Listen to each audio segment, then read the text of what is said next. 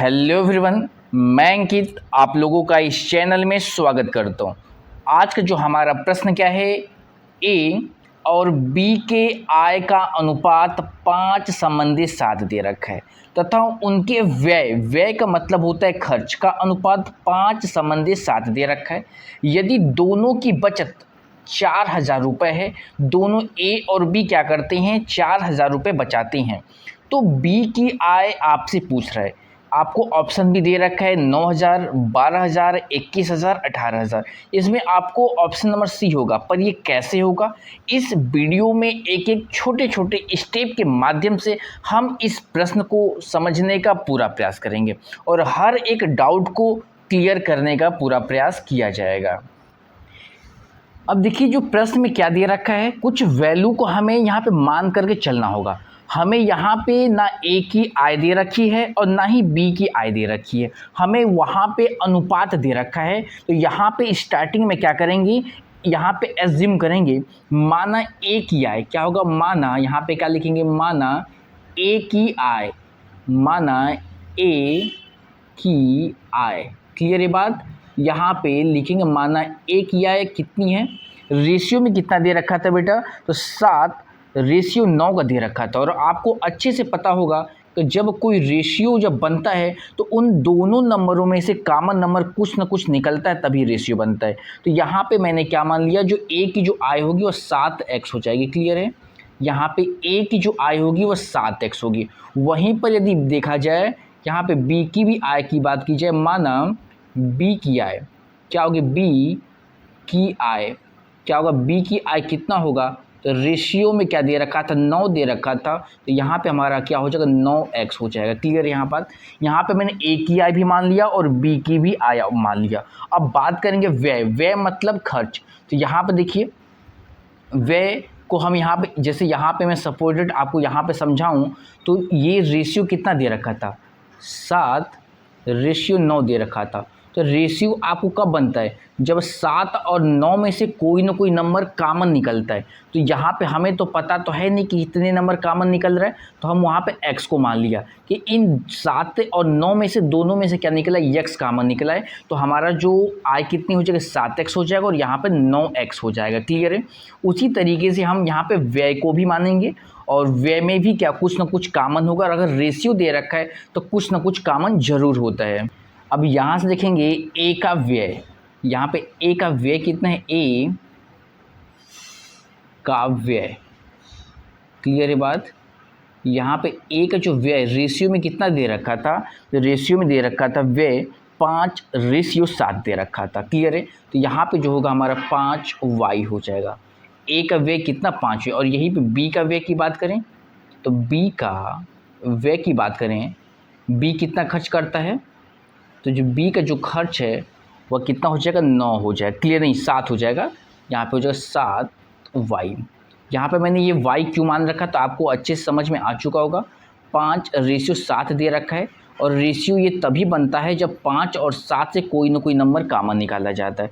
यहाँ पे मैंने इस y को भी मान लिया। क्लियर है। अगर चाहता तो मैं इसको शॉर्ट ट्रिक से भी लगा सकता था, लेकिन चीज़ें आपको समझ यहाँ पे नहीं आने वाली होती। क्लियर है। तो यहाँ पे इतनी बात समझ में आई, ए की आय हो गया, बी की आय हो गया, यहाँ तक क्लियर हो गया। अब देखिए बचत, दोनों व्यक्ति क्या कर रहे हैं, वो 4,000 रुपये का बचत कर रहे हैं, दोनों सेम कर रहे हैं। तो यहाँ पर बात करें ए के द्वारा बचत, ए ने कितने रुपए बचत किया, तो यहाँ पे लिखेंगे कि ए के द्वारा बचत, यहाँ पे ए के द्वारा बचत। क्लियर है बात, द्वारा बचत। क्लियर है। ये ए कितना बचत करता है, तो एक बात बताइए, आय में से व्यय को लेस करेंगे तभी तो बचत आएगा। तो ए का आय कितना है, तो ए की जो आय है 7x है। तो यहाँ पे मैंने क्या लिख लिया है, ए की आय 7x है, तो मैंने क्या लिखा यहाँ पे 7x। और खर्च कितना ए कर रहा है, तो 5y कर रहा है, तो यहाँ पे मैंने 5y कर लिया। 7x - 5y बराबर क्या हो जाएगा, 4,000। यही निकल कर क्या आएगा, ये ए के द्वारा बचत है। यहाँ पे मैं इक्वेशन नंबर 1 यहाँ पे मान लूँगा, यहाँ पे इक्वेशन नंबर 1। फिर यहाँ पे देखेंगे बी के द्वारा बचत। क्लियर बात। यहाँ पे बी के द्वारा बचत, तो बी के द्वारा बचत कितना होगा, बी के द्वारा बचत कितना होगा, तो बी कमा कितना रहा है, तो 9x कमा रहा है, बी कमा कितना रहा है 9x, तो यहाँ पे मैं लिख रहा 9x, इनकम 9x माइनस खर्च कितना कर रहा है, तो 7y खर्च कर रहा है, तो 7y इक्वल टू कितना हो जाएगा, ये 4000 है, ध्यान दीजिएगा 4000, ये भी बचा 4000 रुपये ही रहा है। क्लियर है, ये इक्वेशन नंबर 2 हो गया हमारा। इतनी बात आपको समझ में आ चुका होगा। यहाँ पे देख ए की आय 7x, बी की आय 9x, फिर ए का व्यय 5y, बी का व्यय 7y। अब ए के द्वारा बचत कब निकलता है, जब इनकम में से हम एक्सपेंडिचर को लेस करते हैं तो हमारा क्या निकल करके आता है, वह बचत निकल करके आता है। तो हमने यहाँ पे इक्वेशन बना लिया और इन दोनों को करने से हमें 2 इक्वेशन मिल गया। पहला इक्वेशन क्या है, 7x माइनस 5y बराबर 4000। दूसरा इक्वेशन क्या है, 9x माइनस 7y बराबर 4000। अब इन दोनों इक्वेशन को हम सॉल्व करेंगे। ये 2 चरों का रैखिक समीकरण के रूप में भी प्राप्त हो गया, तो ये आपको सॉल्व करने अच्छे से आता होगा। तो चलिए इस इक्वेशन को सॉल्व करके x और y की वैल्यू को हम पता करते हैं। अब हम देखिए हमें यहाँ पे दोनों समीकरण मिल गया, तो यहाँ पे क्या करेंगे, समीकरण 1 और समीकरण 2 को हल करने पे लिखेंगे यहाँ पे समीकरण, लिखेंगे समीकरण 1 और समीकरण 2। क्या होगा, समीकरण 2 को हल करने पर, क्या हल करने पर क्लियर है। अब इस इक्वेशन में क्या होता है, अब हल यहाँ पे कैसे करेंगे, तो इस इक्वेशन को पहले हम लिखते हैं क्या, 7x माइनस का 5y बराबर हमारा कितना 4000। दूसरा इक्वेशन क्या है, 9x माइनस 7y वैल्यू कितना होगा 4000। बचत दोनों इक्वल ही करते हैं। तो जब भी आपको 2 इक्वेशन मिल जाए तो आपको या तो x वाला या तो y वाले वैल्यू को बराबर करना होगा। तो यहाँ पे हम किस तरीके से बराबर करेंगे, तो यहाँ पे देखिए समीकरण 1 यहाँ पे मल्टीप्लाई करेंगे। देखिए समीकरण 1 में क्या करते हैं, 7 से मल्टीप्लाई कर देते हैं। समीकरण 1 में 7 से मल्टीप्लाई करते हैं और समीकरण 2 में हम 5 से मल्टीप्लाई करते हैं। क्लियर बात, समीकरण 1 में क्या करेंगे हम 7 से मल्टीप्लाई और समीकरण 2 में क्या करते हैं हम 5 से मल्टीप्लाई करते हैं। तो हमारा क्या होगा, y की वैल्यू क्या हो जाएगी, इक्वल हो जाएगी। तो ये y की वैल्यू क्या होगा, कि इक्वल हो जाएगा। समीकरण 1 में 7 से मैंने मल्टीप्लाई किया है और समीकरण 2 में मैंने 5 से मल्टीप्लाई किया है। इससे क्या बेनिफिट्स होगा कि हमें इस y का वैल्यू क्या होगा, वो आपस में इक्वल हो जाएगा। तो इक्वल देखिए क्या होगा, अब हमारा जो नया समीकरण मिलेगा तो इस 7 का गुणा हम सभी में करेंगे तो 7 सत्ते 49 हो जाएगा। क्लियर, ये 7 सत्ते 49x माइनस इस 7 पच्चे 35, तो कितना 35y हो जाएगा। इक्वल टू क्या होगा, 7 चौक 28, यहाँ पे 28, यहाँ 3 जीरो तो 28,000 हो जाएगा।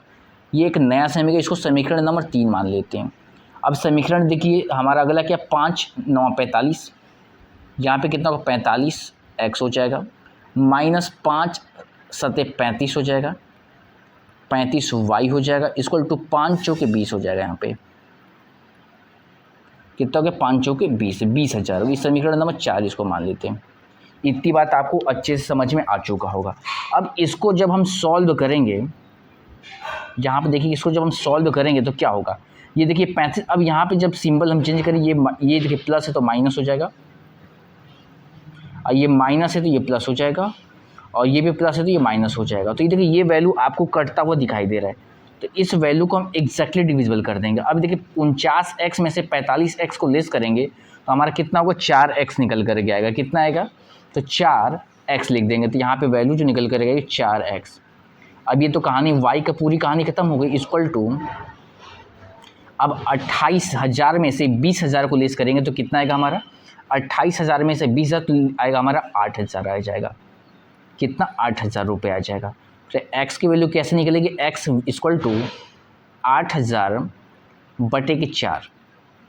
इस 4 से हम कट करेंगे तो कितनी, 4 दूनी के 8, कितना 2,000 आया।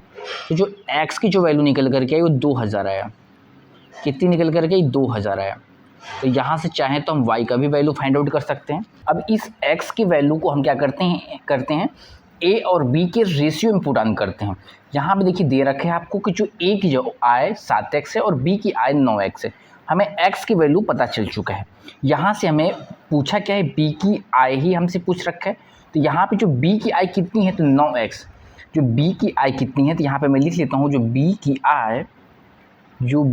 i कितनी है, b की i equal to 9x। Clear है। हमसे प्रश्न में पूछा यही गया है कि b की i कितनी होगी। x की वैल्यू हमें पता है, तो इस 9 गुणे x की वैल्यू 2000। क्लियर। तो इस 9 का 2 में गुणा किया जाएगा तो हमारा कितना हो जाएगा, ये 18,000 रुपये आ जाएगा। तो जो ये हमारा 18,000 आएगा, ये b की i निकल करके आएगी। यदि आपसे a की i बोलेगा, a की i यदि आपसे पूछे तो a की i का जो रेशियो कितना दे रखा है, तो यहाँ पे जो 7x दे रखा है, तो जो a की i कितनी हो जाएगी, तो 7 गुणे 2000। तो 7 गुणे 2000 मतलब हो जाएगा टोटल 14,000। तो जो a की i 14,000 और b की i 18,000, यही हमारा क्या होगा, ये आंसर हो जाएगा। हमने b की भी i निकाल लिया और a की भी i निकाल लिया। क्लियर है। b की i की यदि बात की जाएगी तो 18,000 होगा और a की i की बात की जाएगी तो 14,000 होगा। अब यहीं से आप व्यय भी निकाल सकते हैं। यदि यहाँ से क्या करेंगे, इस x के वैल्यू को हम किसी भी समीकरण में रखेंगे तो y के वैल्यू निकल करके आएगा, और y के मान किस समीकरण में आप व्यय वाले समीकरण में रख देंगे, इस वाले में, तो आपका आंसर अच्छे तरीके से, आसानी तरीके से आ जाएगा। तो ये प्रश्न आपको अच्छे से समझ में आया होगा। वीडियो कैसा लगा, यदि अच्छा लगा हो तो प्लीज़ आपसे रिक्वेस्ट है, हमारे इस यूट्यूब चैनल को सब्सक्राइब करिए और ज़्यादा से ज़्यादा अपने दोस्तों में भी शेयर करिए। Thank you for watching. जय हिंद, जय भारत।